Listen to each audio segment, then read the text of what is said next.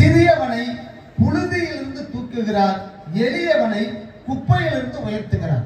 அங்க ஒரு 2 நபரை பத்தி கூறப்படுகிறது. அவனை ஆண்டவர் என்ன பண்றாராமா? பிரபுக்களோடும் தம் ஜனத்தின் அதிபதிகளோடும் அமர பண்ணுகிறார். கரம் உயர்த்தி சொல்லாமா?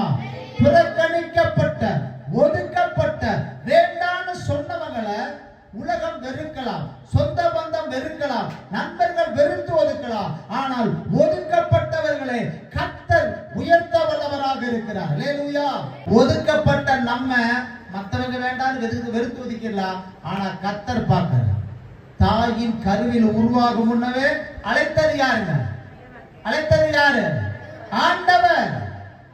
மற்றவங்க கைவிடலாம், அழைத்த தேவன் ஒரு நாள் ஒருபோது நம்மளை கைவிடுவது கிடையாது. ஒதுக்கப்பட்ட நம்மை தலை உயர்த்தக்கூடிய ஒரு காலத்துக்கு கர்த்தர் நிச்சயமாய் கொண்டு வருவோம்.